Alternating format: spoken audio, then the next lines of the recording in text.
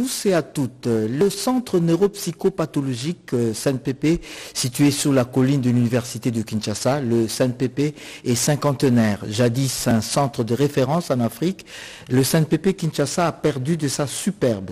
Bâtiments délabrés, équipements vétustes, et comme si cela ne suffisait pas, les malades se prennent en charge eux-mêmes. C'est dans ce contexte que le CNPP célèbre ses 50 ans d'existence.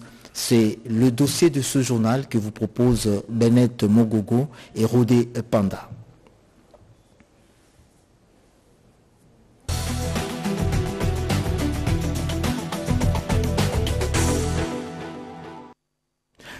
Le transfèrement à Kanyamaka CC des jeunes délinquants appelés communément Kuluna se poursuit. Ce week-end, ils étaient près de 300 embarqués pour ce centre de rééducation.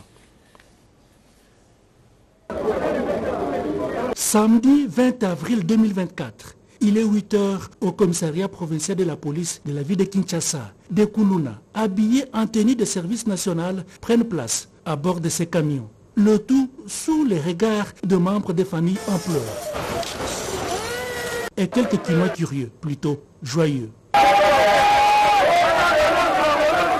Destination, l'aéroport international d'Njili, aile militaire, où ils sont embarqués pour Kanyamaka CC. Une opération supervisée de bout en bout par le commandant du service national. Occasion pour le général-major Jean-Pierre Kassongo Kabouik d'insister sur le fait qu'il n'y aura aucun Kuluna à l'abri de la justice. Tant que ce phénomène va exister, l'État mettra tout le moyen nécessaire pour qu'on arrive à estomper ce phénomène. Nous avons déjà sollicité de l'auditorat général qu'une antenne de l'auditorat général soit ouvert à Kanyamaka CC afin de s'occuper de ceux-là qui au sein du centre vont commettre des crimes qui vont nécessiter qu'ils soient déférés devant la justice. Donc la justice va continuer. Il n'est pas dit que ceux des Kuluna qui sont envoyés à Kanyamaka CC sont à l'abri de la justice. Il faudrait que vraiment les gens le comprennent clairement. Ces 300 délinquants viennent s'ajouter aux 300 autres qui ont constitué la première phase. Aux dernières nouvelles, ces derniers ont pris possession de leur nouveau quartier à Mamboa. Ils vont subir préalablement une transformation avant d'être au service de la nation. La Société nationale d'électricité SNEL est victime de vols des câbles électriques à Lubumbashi. La police locale a réussi à intercepter 70 sacs remplis de ce câble électrique volé. Un dossier en justice est en cours à l'endroit des présumés voleurs de ces câbles de la SNEL. C'est un crime économique qui affecte la SNEL chaque mois. La Société nationale d'électricité est victime de vols de câbles en cuivre qui alimentent en énergie électrique des millions de ménages, des écoles, des hôpitaux et des entreprises surtout minières. Les lois NRDC les qualifient de vols simples en lieu et place des crimes économiques.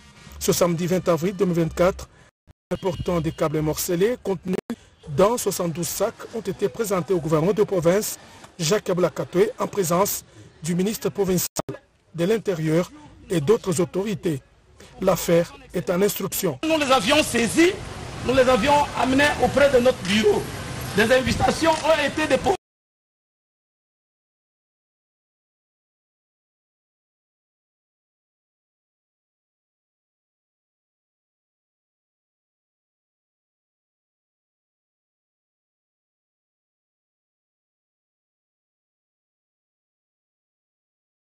Ce énième cas de vol est sans aucun doute un crime économique qui sape les efforts des autorités dans la desserte d'un énergie électrique à travers la province.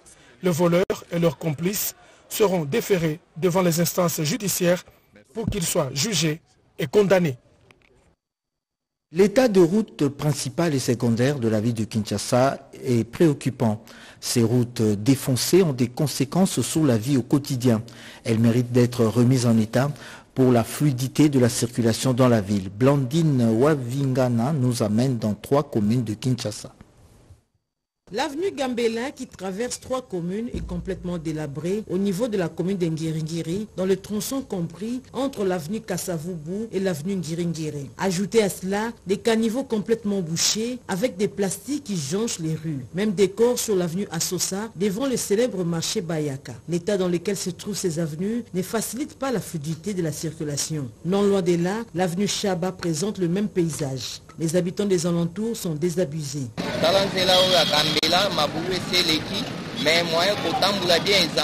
Cette avenue Gambela est remplie de tout et ça nous empêche de circuler convenablement. Que l'autorité compétente trouve une solution.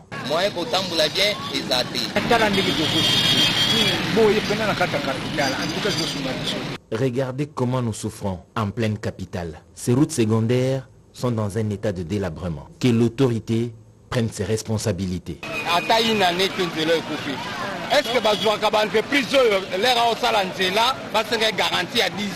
Comment se fait-il que, même pas une année, cette route est devenue en mauvais état? Il faut recruter des entreprises qualifiées pour la réhabilitation de routes. Au cas où ils auront en charge, qu'on s'y mette vraiment, que l'autorité urbaine, le ministère du tutelle, ITPR, Attel Likamboy. Que l'autorité prenne au sérieux ce problème de réhabilitation.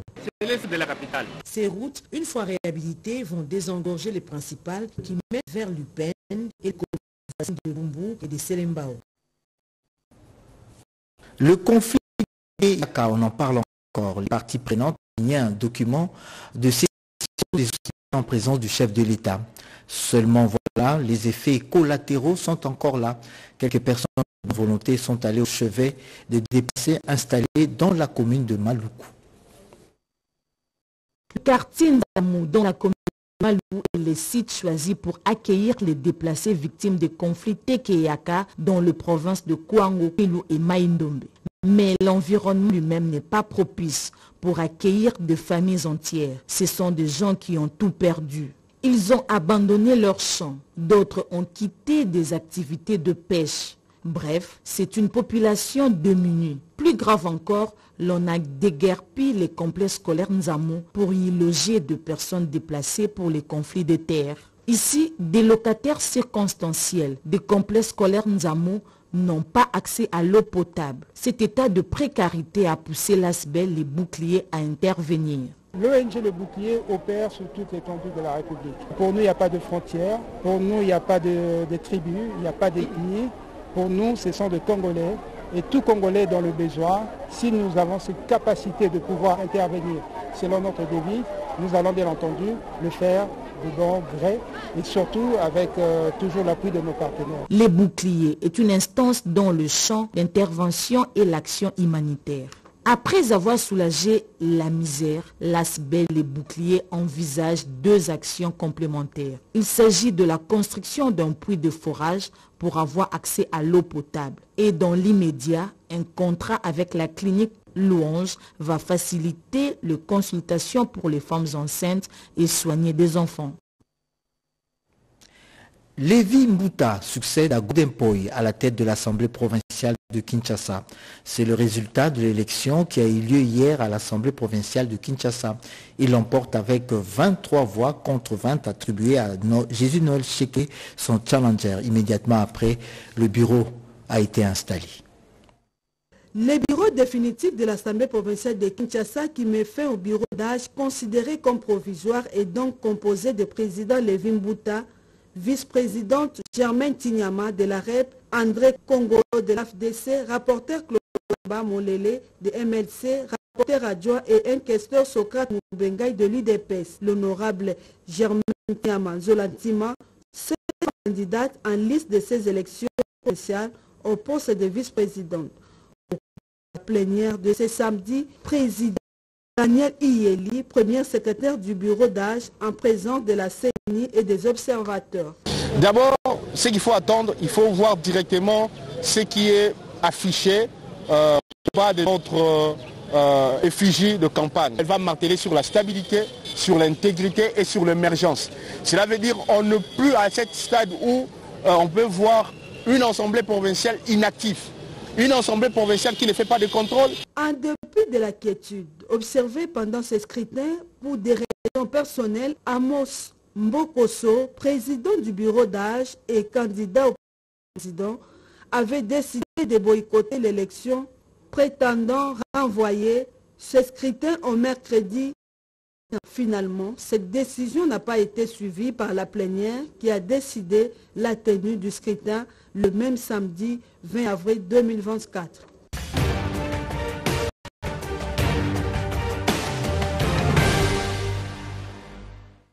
Du lundi à samedi, le président de la République a déployé une série d'activités. Pierre Kibombe Somoué Issa vous en fait le résumé. En séjour en République démocratique du Congo, le haut-commissaire des Nations Unies aux droits de l'homme s'est d'abord rendu dans l'est du pays avant de venir à Kinshasa. Reçu par le président de la République Félix Antoine Tshisekedi Tshilombo à la Cité des Nations africaines, Volker Turk a dit avoir rencontré les déplacés à Goma, au Nord Kivu et à Ituri, où il a pu s'imprégner personnellement des souffrances de la population victime de la violence des groupes armés. Pour le haut-commissaire des Nations Unies aux droits de l'homme, la communauté internationale doit se mobiliser pour trouver une solution à cette situation et soutenir la population de l'Est de la RDC. L'état des lieux actuel du Sénat, des questions liées au bon fonctionnement de cette chambre haute du Parlement ont été abordées au cours de l'entretien que le président de la République Félix Antoine Tshisekedi Tshilombo a eu le jeudi dans la soirée avec le révérend docteur Sangouma Mossai, président du bureau du Sénat. Cette rencontre intervenue après le départ de plusieurs membres du bureau du Sénat élus députés nationaux lui a permis de s'enquérir de la vision du chef de l'État et lui présenter quelques besoins de l'institution, a indiqué le révérend docteur Sangouma au sortir de cette entrevue. 4 années viennent de s'écouler depuis la disparition de Monseigneur Gérard Moulumba, chef de la maison civile du président de la République décédé le 15 avril 2020, en pleine période de la pandémie de Covid-19. 4 ans après, l'on se souvient toujours de l'illustre disparu. C'est en sa mémoire qu'une messe de requiem a été organisée en début de semaine à l'église Notre-Dame de Fatima. Le chef de l'État, Félix Antoine Tshisekedi Tshilombo, a pris part à cette célébration eucharistique.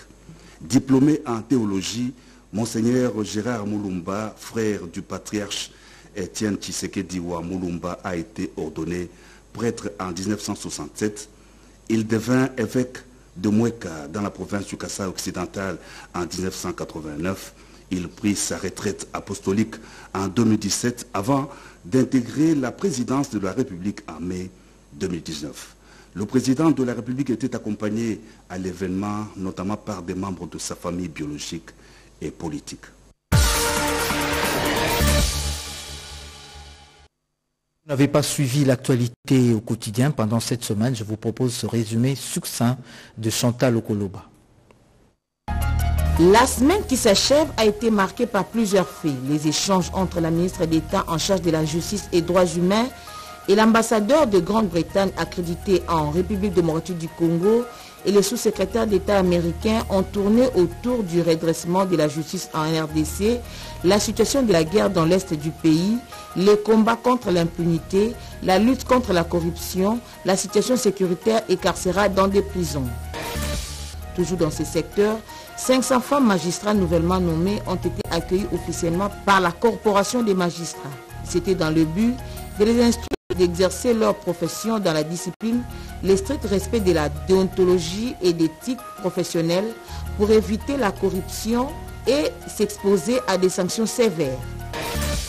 Dans le but de s'imprégner de la situation humanitaire des déplacés de guerre dans la province du Nord Kivu, une mission mixte gouvernement et humanitaire a fait un déplacement à Goma pour palper des réalités qui prévalent dans cette partie du pays.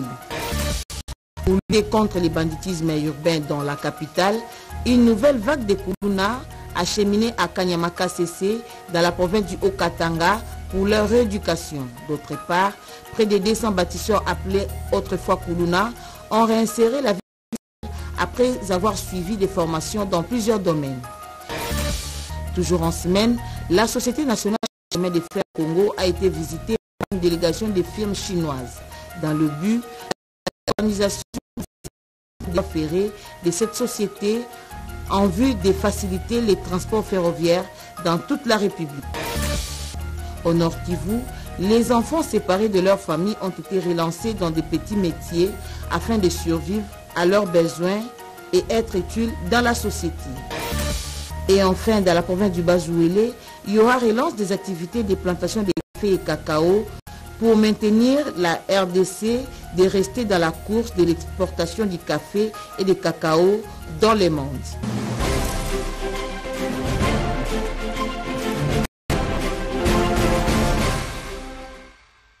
Le centre neuropsychopathologique de Kinshasa, situé sur la colline de l'université de Kinshasa, est cinquantenaire. Jadis un centre de référence en Afrique, le CNPP Kinshasa a perdu de sa superbe. Bâtiments délabrés, équipements vétustes, et comme si cela ne suffisait pas, les malades se prennent eux-mêmes en charge. Dossier de la rédaction de ce dimanche.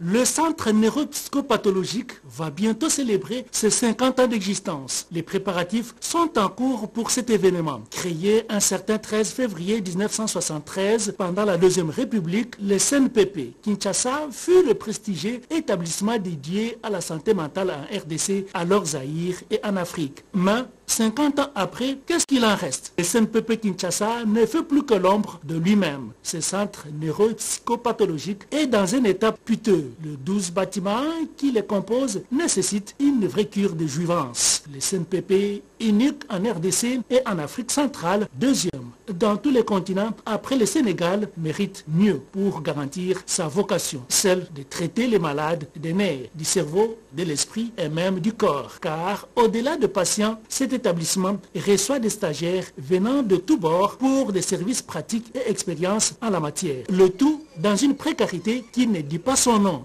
Notre responsabilité, oui, c'est dire que nous devons parler, donner des informations à tout le monde, la population, les autorités.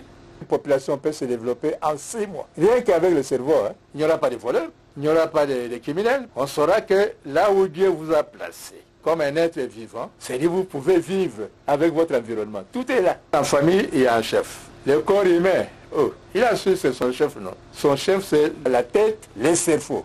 Il faut vraiment accorder beaucoup d'attention du côté du cerveau, c'est-à-dire de la santé mentale. À sa création, le centre neuropsychopathologique CNPP Kinshasa était sous tutelle de la présidence de la République. Il fonctionnait grâce aux subventions couvrant le traitement et l'hébergement. Aujourd'hui, tout est pris en charge par la famille du patient et ces derniers doivent se contenter de chambres délabrées, que dire, des installations sanitaires en passant par les réfectoires qui n'existent que de nom. Alors que le traitement de ces pathologies nécessite des moyens.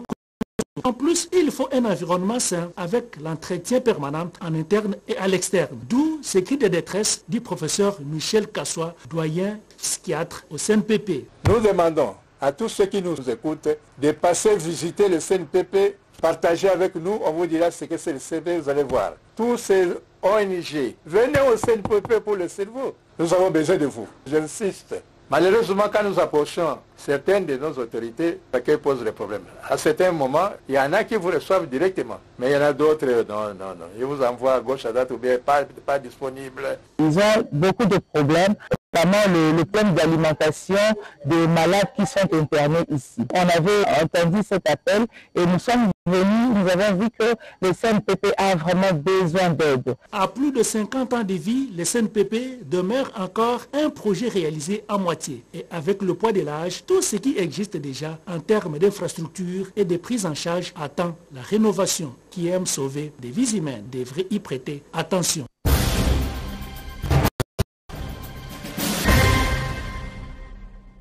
Kinshasa accueille ce lundi les pays du bassin du Congo. Les délégués de 5 pays présents à Kinshasa vont réfléchir sur la conservation et le développement durable de ce bassin du Congo. Pour en parler, nous recevons M. Vincent Kounda. Bonsoir monsieur. Bonsoir. Vous êtes président de l'ONG Congo River et coordonnateur du festival Congo River.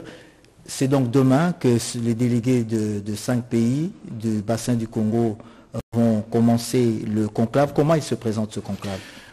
Au fait, le conclave du bassin du Congo est une mise en relation et à contribution des parties prenantes à la question aux problématiques de la conservation et du développement de la population de la région du bassin du Congo. Donc quand on parle des parties prenantes, nous voyons les chercheurs, les scientifiques, mais aussi les culturels. Et quand on parle des populations de région du bassin du Congo, ce qui est faune et flore, donc les facteurs biotiques et abiotiques. Alors, si je comprends bien, ce conclave a deux composantes. Il y a la composante scientifique et la composante culturelle. Et c'est ce dernier volet auquel vous êtes très impliqué du fait de votre ONG Congo River. Effectivement, donc nous travaillons avec l'ambassade des États-Unis en RDC. Et il y a eu 2 ONG qui ont été sélectionnées, une ONG de Goma, Utali Kwetu, et l'ONG Congo River. Alors, Utali Kwetu va s'occuper de la composante scientifique et technique, et Congo River va s'occuper de la composante culturelle. Vous avez été choisi sur base de quoi? En fait, déjà, nous œuvrons dans ce secteur parce que nous avons un festival qui a déjà 4 ans, qui valorise le fleuve Congo. Et nous avons aussi une conférence scientifique autour du fleuve Congo où on parle des enjeux environnementaux, écologiques, économiques, même parce qu'il y a toute une économie qui peut être créée autour de ce fleuve. Et c'est sur base de ça que l'ambassade des États-Unis a sélectionné l'ONG Congo River pour implémenter le conclave du bassin du Congo. Alors parlons un peu de la nuit du bassin du Congo. C'est quoi exactement? Et elle aura lieu quand, cette nuit du bassin? Donc le conclave commence déjà demain, du 22 au 24. Comme on disait qu'il y a les... Il faut dire que ça coïncide avec la journée internationale de la Terre. Donc 22 avril. Voilà, donc composante culturelle. Nous travaillons avec, parce que je vous ai dit que c'est une mise en contribution des acteurs, et nous travaillons avec les culturels, les artistes, les créateurs, pour que ce corps de métier puisse valoriser, parce qu'on ne protège que ce qu'on aime. Et je pense que l'information doit venir des artistes, des culturels, des créateurs, pour sensibiliser la population à la richesse et à la beauté de ce grand patrimoine qui est le bassin du Congo, qui est d'ailleurs le 2e poumon, si pas le premier poumon du monde après l'Amazonie. Nous en reparlerons, Monsieur Vincent Kounda, merci infiniment. Merci, et nous invitons tout le monde le 24 à l'Académie de Beaux-Arts. Nous allons clôturer le bassin du Congo avec la nuit du bassin du Congo. On a des artistes internationaux et locaux qui vont célébrer ce bassin, mais qui vont sensibiliser aussi la population à l'importance de la conservation et de la préservation de ce grand patrimoine mondial. Monsieur Vincent Kounda, savez-vous que l'huile de palme peut être utilisée comme du carburant, et ce, en alternative aux énergies fossiles? À la faculté polytechnique de l'université de Kinshasa, un chercheur a mené une étude en rapport avec ce sujet. Il a même défendu une thèse de doctorat.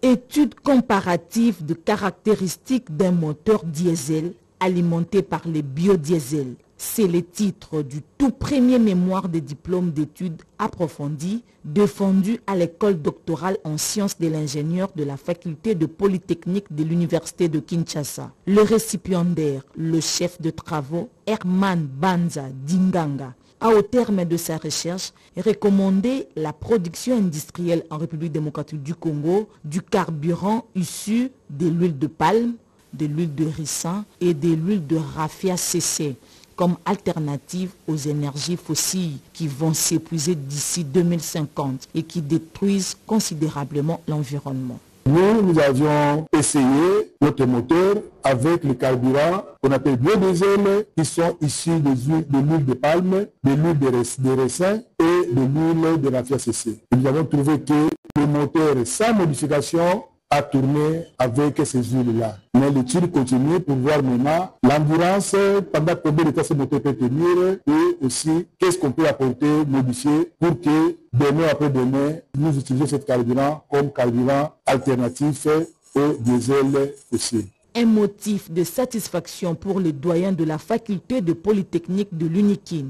Le directeur de l'école doctorale en sciences de l'ingénieur a pour sa part plaidé pour le financement de la recherche dans ces domaines par le gouvernement. Nous avons à relever des difficultés qui devraient être corrigées parce que nous ne sommes pas soutenus. Il n'y a pas de financement. L'huile de palme, un biocarburant qui a de l'avenir. La santé mentale a été au cœur de réflexions qui vient d'aboutir à la mise en place d'une initiative baptisée Initiative Santé mentale au travail. Yolande Voka. Les participants ont mis à profit le 4 jours de l'atelier pour passer en revue, ne laissant rien de côté tous les aspects de la santé mentale dans le milieu du travail, dans le contexte de la République démocratique du Congo. Que la composante santé mentale est importante pour les travailleurs, notamment en ces temps ici où nous avons le stress et qui peut aller jusqu'au burn-out, donc un épuisement professionnel dans le cadre de tous ces différents secteurs d'activité où les travailleurs constituent d'ailleurs plus de 60% de la population mondiale. Objectif atteint, la feuille de route élaborée, l'initiative santé mentale au travail qui était au centre de l'atelier va pouvoir commencer son implémentation en République démocratique du Congo. Il a été décidé de faire d'abord des états des lieux en milieu de travail pour révéler qu'est-ce qui se présente en toute évidence comme un problème de santé mentale au travail. Et après cela, il sera élaboré une politique nationale en matière de santé mentale au travail et une stratégie de la promotion de la santé mentale en milieu de travail. Ainsi, en suivant l'étape des interventions en termes de formation, de sensibilisation et de création d'environnements de travail favorables à la bonne santé mentale des travailleurs, afin de les rendre plus productifs, plus performants et faire gagner l'économie du pays. L'initiative santé mentale au travail vise le bien-être de tout le travailleur, qu'il soit du secteur public ou privé, du formel ou de l'informel en République démocratique du Congo. Kinshasa vient d'abriter le salon sur le e-commerce. Ce salon international a réuni les acteurs du digital, des start-up et des entreprises opérant dans le secteur du numérique. Le salon sur le e-commerce et les fintech CEF s'est tenu du 18 au 20 avril 2024 au Rotana Hotel de Kinshasa. Cet événement placé sous le haut patronage du chef de l'État a réuni des start-up et des entreprises œuvrant dans les secteurs du numérique et en particulier les fintech.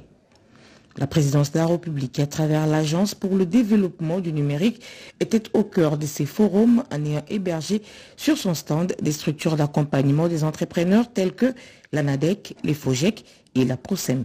La présidence de la République est ici, au plein milieu des acteurs tech, pour la bonne et simple raison que le chef de l'État a dit lors de sa campagne que le deuxième mandat serait orienté vers l'emploi. Nous avons ici des jeunes, nous avons ici des entrepreneurs, et nous avons ici le numérique. C'est un trio qui est l'avenir pour notre pays en termes de potentialité de création d'emplois. Derrière l'entrepreneuriat, qu'est-ce qu'il y a?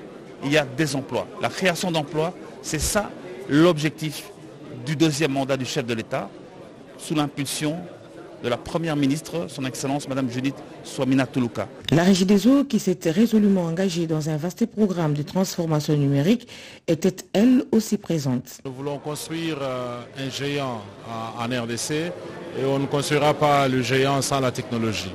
Mais on veut être un géant dans le secteur des paiements dans notre pays.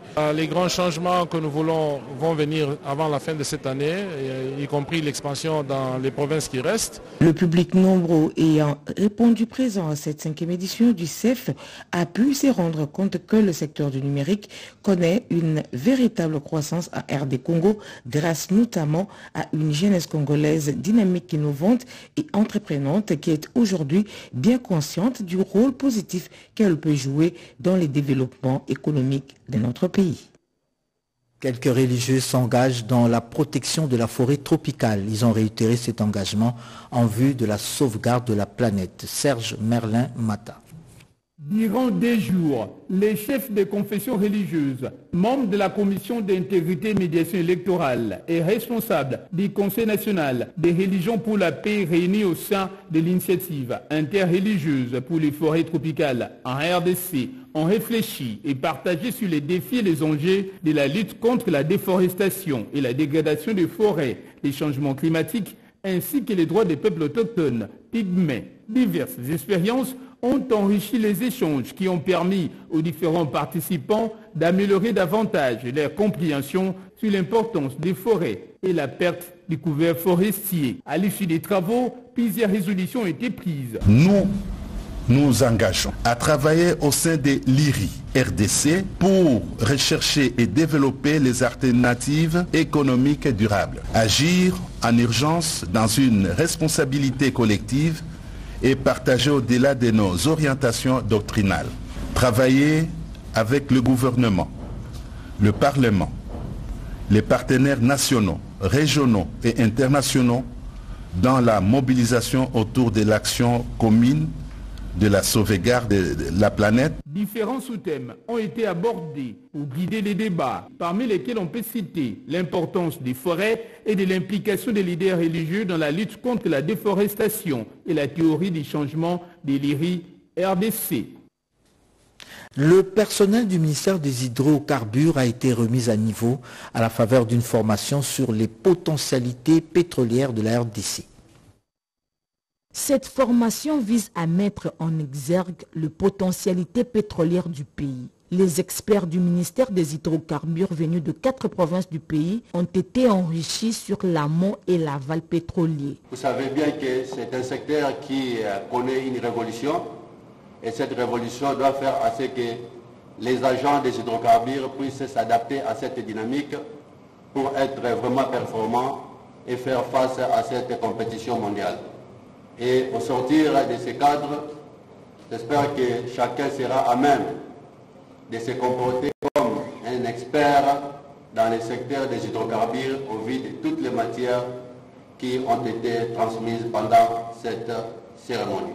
Mais vous devez comprendre que le certificat que nous allons vous remettre n'est qu'une présomption de connaissance. Parce que la vraie connaissance, c'est ce que vous avez. La vraie connaissance, c'est de vous voir sur le terrain, vous défendre dignement. Nous voulons sentir votre expertise sur le terrain et non sur les papiers que nous allons vous remettre. Cette formation répond aux vœux du ministère des Hydrocarbures de la formation permanente des agents et cadres. Plusieurs réalisations sont à mettre à l'actif de l'actuel exécutif provincial du Lualaba. Le directeur du cabinet du gouverneur de cette province énumère ses réalisations. Dans une attitude confiante et sans réserve, les directeurs des cabinets du gouverneur AI du Lualaba a donné aux chevaliers de la plume et du micro un plat bien garni. De manière démocratique, les acteurs du 4e pouvoir ont abrégé leur soif en adressant librement toutes leurs préoccupations sur l'action gouvernementale et faits d'actualité. S'agissant des infrastructures de manière générale au Lualaba, le professeur John Toka a rétorqué en donnant un bilan positif à l'autorité provinciale pour un intérim qui n'a que peu duré. Nous sommes aujourd'hui à 60%. Si vous regardez les avenues qui ont été entretenues, c'est encourageant. Au sujet de l'agriculture, plusieurs réformes ont été initiées sur les 3 dernières années. L'homme rassure. Le Lualaba a un stock de plus ou moins 3000 tonnes de maïs dans les dépôts. L'unique expérience effectuée avec les partenaires d'à côté.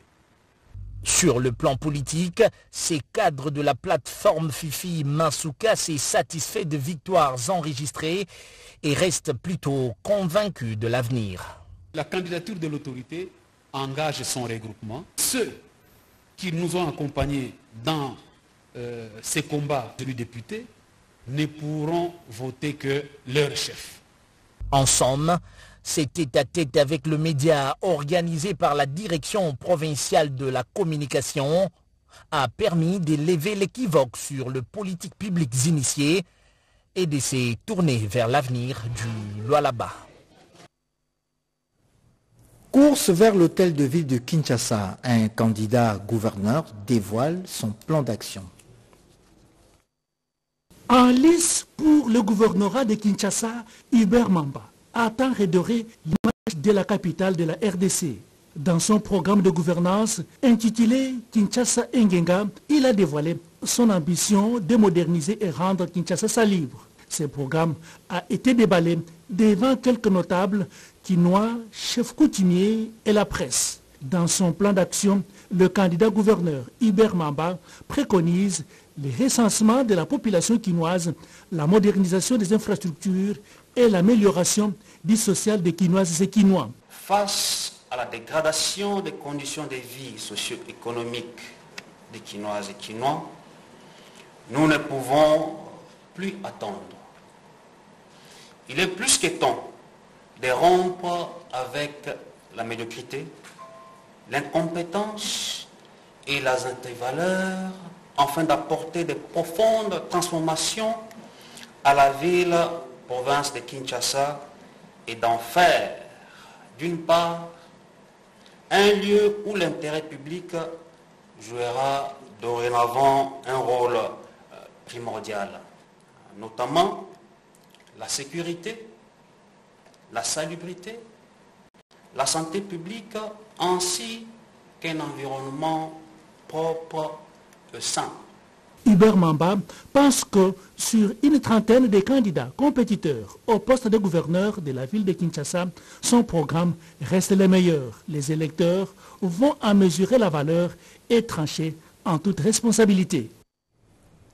L'Office de gestion du fret multimodal s'installe à Mbuji-Mayi, la capitale du diamant.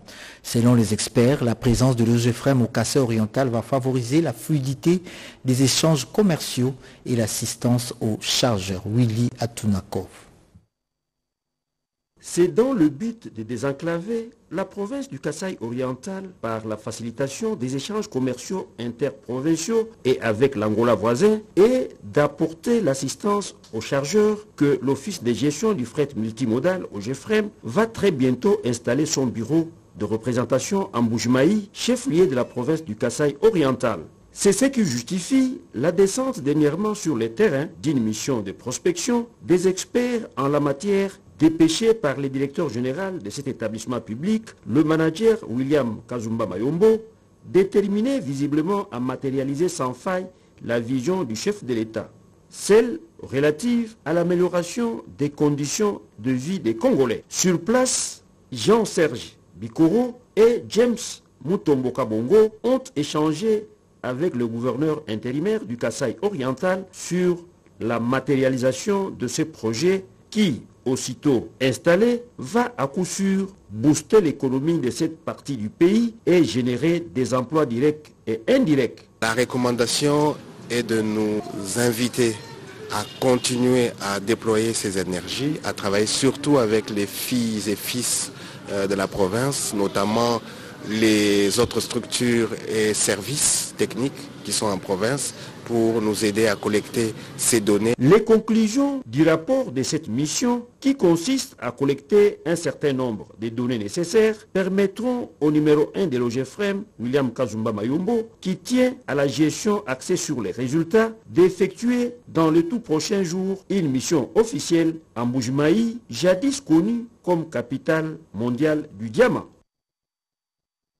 Mesdames et messieurs, je vous dis merci d'avoir suivi ce journal et bonne semaine à tous et à toutes.